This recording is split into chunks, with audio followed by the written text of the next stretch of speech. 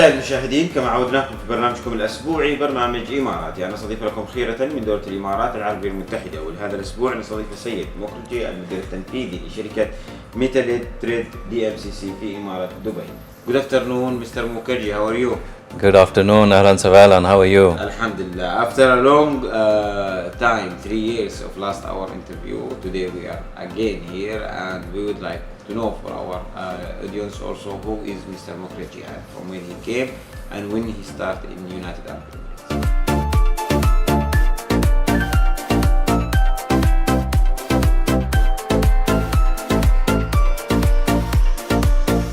First of all, thank you so much for meeting me. It's our pleasure. It was my pleasure to meet you again and your team. As you must be knowing, but I think like we talked around 3 years back, the company Metal Trade we started around 12 years back now. It has been more than a decade. And this company I started because of my keen interest in iron and steel industry. So when I started my career, I started in the iron and steel industry only. This is the third generation of my family also who are working in the same industry.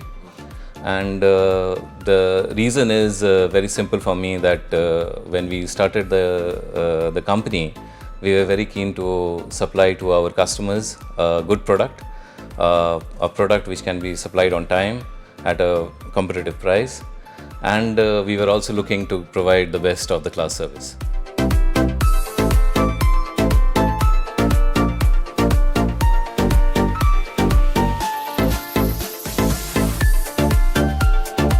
Mr. Mukherjee, let us to know more about the last 3 years, how it is changed and how you update and how the growth of the market is. Yes, let me talk about the growth of the market. This is an ever-changing market. The competition is also changing, as well as the products have also changed in the last 3 years. Now we are supplying products which have warranty of more than 25 years in terms of corrosion, in terms of performance. And we have supplied this material in GCC into Africa. Also, we are now working on supplying this material into Europe. And similarly, we have gained new markets within the last 3 years when we met before. So we have gone into North Americas now, and some of the Western Europe countries. Today, if you are as owner of a company, United Arab Emirates in Dubai, how you feel the trust, or how you see the trust of the people who you are dealing with out of United Arab Emirates when they know you are headquartered in Dubai? Actually, with our headquarters in Dubai, we have office now in India. We are already working through our branches in Americas and Africa. And really speaking, we have long relationships with many owners of companies. We have stakeholders who are decision makers in their own realm, and we have long relationship with the banks out here. So our, the question of trust does not arise because we have had a very smooth sailing over the last 12 years, and inshallah this will continue. Inshallah. And the main reason behind it is eventually is the discipline that we maintain in terms of our work ethics, in terms of our culture. So this will continue, and there are no issues at all in this. At least on this side of the world, we see that there is eventually the growth is continuously happening. Alhamdulillah. Mr. Mukherjee, let us to know more about the strategy which you are following for the next few years. What the strategy you build it as the expert of the markets from last 25 years? Strategy wise, we are taking into consideration 2 or 3 major markets for us. For sure, the GCC market, which is the Gulf Cooperation Council market, is our primary market, which we are focusing on, and we are trying to give better services to our customers. But moving on, we are looking at products which can provide more value addition to our customers. Today, we are already, when it comes to plates, we are supplying to shipbuilders over here in this part of the region. We are also concentrating on high-end value-added customers in Africa and India. Our primary objective right now is to work as a partner with our Indian customers who are looking into value-added grades and value-added material. So our strategy is very simple: to go up the value chain when it comes to products, and to eventually look into South Americas as a market where we can grow, and also to look at Southeast Asia in a far bigger manner in the coming years. After COVID-19, many and most of the companies which they are moving literally to the AI, the technology which it's happened at the moment. How it's also help you to be always active with your customers, and what you also add on the company. Listen, the AI has actually helped some of our mills, that is our partnering mills. They have been able to get into big data, they have been able to get into AI for increasing their productivity. And this has actually helped us in giving better turnover to our customers. So material that was taking 75 days earlier to be produced and shipped is now taking, eventually the production time has reduced, that is the lead time has reduced by nearly 20 to 30 days. Wow. Also, as a whole in the steel industry, there is a change that is happening, a change towards sustainability, a change towards reducing the CO2 content. So a lot of steel industry mills right now, they are moving from blast furnace to electric arc furnace. They are eventually trying to reduce their CO2 content by nearly 40 to 80%, and they are trying to get into green steel. So we are also helping them in a way by using artificial intelligence, by using the latest benchmark technology to achieve their goals. Mr. Mukherjee, you come to the right point and the heart of what we are talking, sustainability, which is very important for our Yes. life also and Yes. our families. Let us to know more about how you do this research and how you study for the sustainability, and also to be the product in high quality with a good price, we can say. How you do that all, and what the point which we can say it's make the price of the steel more high. Let me start first with that. Every time that whenever we are catering to our customers, we are trying to first understand what their end use is, and based on that we are giving our solutions. When it comes to sustainability, for example, we are partnering with solar industry, wind industry, and we are trying to give them material which has higher warranty, is more sustainable, and is following all the certifications. So in the steel industry, for example, for green buildings, there is LEED certification. Right. So we are actually trying to help the customers or our end users, for example, to get the correct LEED certification, and for that they need also support from us, because at the end they have to also they also need that certification to show that the material is re-rolled, okay, or is being continuously used. If, for example, you are using scrap as a raw material, then it helps in increasing the green building points for our end users. So we are working with a lot of mills eventually for giving or getting these kind of certifications in place. Another thing that we are also looking on is, when we are supplying the material, how we can increase the time period of usage of that material. So that, for example, we can give warranties which are like 25 years, 30 years in terms of anti-corrosion, or we can give warranties for performance on the material. So we are working with our mills to follow those standards. And one of the most important parameters out here is that each and every project has its own requirements for certification. Right. They have their own requirement now for environmental usage. Right. They have their own requirement for various, for satisfying all the quality norms. So all those certifications we are taking care of when we are supplying. And today, if we talk about the project which happened the last 2 years on different countries, like the GCC, we will talk about Saudi Arabia or United Arab Emirates, which we are see the growth, it's very strong and very fast. Yes. How it's helped your market? Yes, we are totally a project-driven company. As a whole, we supplied a lot of quantities of steel for projects which were happening, for example, the NEOM project in Saudi Arabia. For example, the projects in Qatar which were happening for the oil and gas industry. Then we are also working very closely with the construction projects that are happening in UAE. In all these projects, there are very specialized material that is being used. So when it comes to specialized material, when it comes to material which is hard to get, that is where we come in, because that challenge is what we eventually enjoy. We saw also the last 3 years the price is increase of logistics, and the price, of course, of the material will go high, and for the oil and gas also the prices grow. How you try to manage all that part to keep your price comfortable for your client? Well, this is a very good question, by the way, and let me tell you very frankly, you should be able to manage. We should be able to get into a good research strategy wherein we can advise our customers when is the right time and what are the eventual risks that are associated with the material. So like you said, there were a lot of challenges that were coming into logistics. And you are absolutely correct, because we face the same challenges. The sea transportation was becoming a challenge because of wars that was happening in various regions. Then there was also, because of that, there was a domino effect. The container prices started to go up, and that was a challenge on its own. We had to be a bit creative in taking care of these challenges.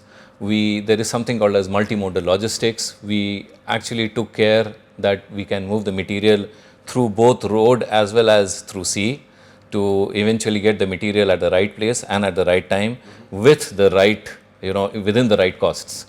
So sometimes we advised our customers who were working, for example, on containers to move on to break bulk, and we gave them right break bulk solutions with the right kind of coverage so that they don't go through the kind of risks that may be associated with logistics nowadays. But a lot of creativeness and a lot of research has gone into it, and thankfully there has been not even one order where we face this problem. Alhamdulillah. We see the China, also we see different India, the power of metals which they are exported out of India and to other regions. And what the difference we can see between both of that? Okay. From your experience, you are the third generation, and I will not find, I think, someone better to ask you about it from you. Excellent question. Yes. You see, Chinese material right now, around 20 years back, if you go, the Chinese material was not as per international standards, sometimes. But nowadays, if you see, the Chinese are as good as any of the other origins. The Chinese material, but you have to go to the right mills. You cannot go to the tier 3 mills and expect a tier 1 material. So one has to go to the right mill, one has to be with knowledgeable people, and you have to take care that all your risks are covered. If these 4 or 5 factors are taken care carefully, then you will see that you can easily procure Chinese material without any issues. Indian material was always a very good option. Because it is available very quickly to this part of the world. Lead time for a break bulk shipment is, for example, only 10 to 12 days from India. Whereas Chinese material, the lead time is higher. So one has to be careful to produce the material quickly when you are taking the material out of China, and to get the material quickly by direct shipments over here. So one has to take care of the logistics as well as the production of the material. Then a very big matter comes in, which is the cost of buying that material. So if you time your material correctly, if the buying is done with the right timing, then eventually you have a winner in your hands. But to be absolutely true, India as well as China, they have gone leaps forward when it comes to quality. They have gone leaps and bounds forwards when it comes to service. And the big thing I see, because every second month or every month I am in China for some reason or the other nowadays, I see that they have learned the language also very well. They are very good in English right now. I mean to say the Chinese, our Chinese friends and brothers and sisters. And they have been able to understand the international norms and the international quality requirements very well of late. Sometimes it does happen that one has to be very, very clear with them as to what their standards are and what our requirements are. And as long as we communicate clearly and we take care of the basics in the right way, they will produce what we have ordered. It's helped the market to make the price in a good level, we can say? I didn't understand your It's question. help the market when there is a competition between both of that countries. It's help the market to keep the price in one level, not to go more high, or the price is not going too high fast. I will tell you very frankly, what has happened is China is anti-dumping. China is anti-dumped in Europe and USA and Canada, whereas Indian material, to a certain extent, is not anti-dumped. So they, and also the Indian market as a whole, the Indian local market, this has also grown over the last couple of years. There's a lot of manufacturing, a lot of projects that are happening within India. So the Indian pricing is obviously right now higher as compared to Chinese. And this I am expecting will continue because they have better options than supplying to the GCC market. So right now the most competitive origins you will see is obviously China when it comes to Let us know steel. more about your company, the process, how you accept the orders, and how you deliver it to your customers. In which process you are accepted the order in your company, and how your people can help the customer after sales service. Also, if they has any information or anything, any compliment, what you can do it for them. I will tell you again, the fact is that it is the whole chain is there right from the moment we receive an inquiry from our customer. The most primary objective that we see is that we take care of the quality. So first we will evaluate that inquiry piece by piece, line by line, size by size, and then we'll see what is the best solution for that material, when and from where we can purchase it, from where we can supply it, if there are any risks associated in supplying that material. Once the risk study as well as the specification study has been done correctly, then only we decide if we should offer or not. If we are completely satisfied that yes, all the norms are in place and we can offer for that material, then only we offer. Once we offer the material, then we make sure that the price is competitive and we are offering the best material possible. But our main objective in this whole scenario is that the service should be top notch. And whatever our customer requires, for example, if they require the material with a certain certification, if they require a material with more friendlier payment terms, then we also look into it so as to give a better service to our customers. Once the material has been supplied, I generally at the time of production tend to go to the mill if it is a bigger order.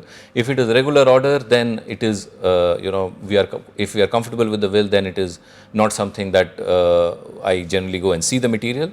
But yes, if it is something wherein we are looking to give an additional service, we sometimes do third party inspection of the material. We tend to take the loading operation of the material. We tend to take pictures of the material when it is getting moved or once it is ready.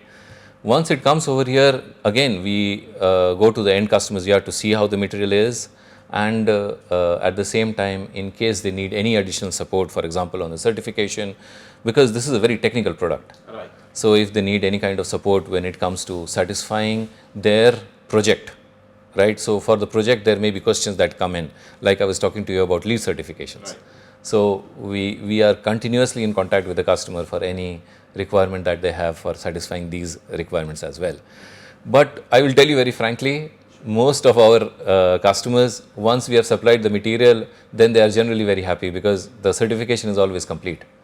So very less customers of ours come back to us that they need anything extra, because already we have taken care of almost everything that they need. MashaAllah, and that's why we are here the second time for the third years. Yes. MashaAllah, from your success and what we hear about you also. Mr. Mukherjee, today as a successful person in United Arab Emirates, what's your advice for the new investors, for the new comers who are planning to come to invest in United Arab Emirates? It's amazing, the journey that United Arab Emirates has done over the years, and there are a lot of people who have actually invested in UAE. So if those people have already invested in UAE, so it is very clear that the environment is very, very good, and it allows entrepreneurship to grow. Even whether you are a small scale industry, if you want to open a big scale industry in UAE, it is one of the premier, most and best places to start a company. Now coming to my advice, I will always say be clear about where you are going. what products you are supplying, to whom you are supplying, what the risks involved are, and if you are not sure about anything, then do your study carefully. The other thing is one has to be very careful about the payments in any industry, in any industry or in any, I would say, in any region. But at the end of the day, the growth of the companies that we are seeing out here is just phenomenal. And they have grown because the ground is good. The investors who come here, they can themselves see that everything is so seamless. Today we are in DMCC, for example, there is no need for us to do any paperwork. Everything is done online. And this has happened because of the vision and the hard work that the administrators have done over here. They have a vision and they are very clear about what they want to do. And that's why entrepreneurship is growing. Advice-wise, once you come here, one has to look into the details. And it is a very seamless and easy process. It's not that difficult. And for the new generation, what you will advise to use the technology right way? Oh, my goodness, there are so many new things. When I talk to some of the newer generation, some of even people who are like they are just starting their, different thing. They are talking about totally different thing. Absolutely. Some of them are into AI, for example. There are other people who are they are taking care of the risks that are associated with the internet nowadays. Like crypto and all the different ethical hacking. Someone was talking about how to take care of all the viruses and all the issues that are coming up on the computer. There is big data, which is becoming very big. There are companies who have 100 years of experience, but they don't know how to crunch that data and how to use that data effectively. Right. So there are people who are looking into, there are all these challenges associated. But my advice to all the younger people now is, first, learn your work. Don't try to get into entrepreneurship or don't try to start up your business straight away. First, be a specialist in what you are doing, know what you are doing, learn your work, and then only think of starting something on your own. Mr. Mukherjee, what you will say today for the people who are supporting you always, who are, we can call them your backbone, who are push you to grow more, and do you have a time for your life? You are absolutely right. Actually, if you are in Dubai and if you are in GCC, the good thing is that there is sufficient infrastructure over here. So I always give myself time to cycle a little bit, do some exercise. On the weekends, I'm generally with my family playing badminton, or maybe sometimes going off with them for a walk, if possible. So the infrastructure is always here. But let me tell you something that which I have enjoyed in saying everyone, that my family has really supported me in this endeavor. They have really stood by me over the years, and also I would say there have been a lot of people who have given me very good advice. So, for example, I have studied in a particular college where I did my masters in business. Alumni from that college have always extended their helping hands to me. Whenever possible, they have always supported me. Then also the infrastructure out here and the conditions out here, they have actually supported my business to grow from leaps and bounds. So thanks to I would say the available facilities that are there in this country, and the very friendly people around the place. There are professional people. There are so many different kind of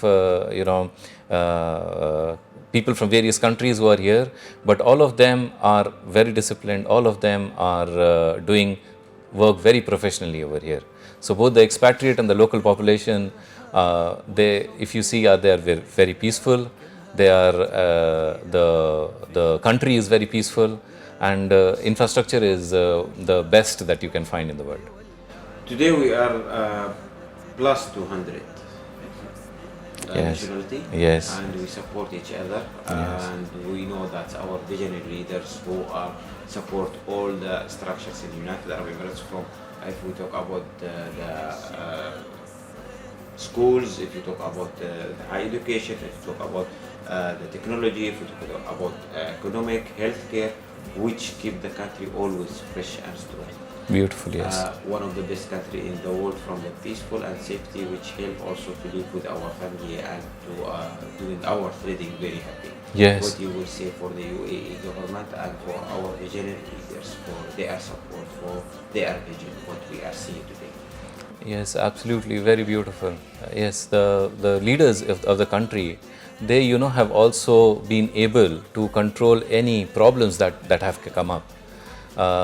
Also, if you see, they have always worked towards improving the infrastructure, and they have welcomed everyone. If you remember, few years earlier, they were talking about tolerance, and this is a wonderful word. I would say this is a wonderful way of putting things together, of allowing all the people to coexist. Like you said, 200 nationalities coexisting, working together, taking UAE to higher places, and increasing the status of the country by leaps and bounds. And all of that has happened because of the vision that our leaders have. Thank you very much, Mr. Mukherjee, for your time, for the second time actually in our You're welcome. program. We wish for you, inshallah, more of success. Shukran. Thank you very much. It was my pleasure. Thank you.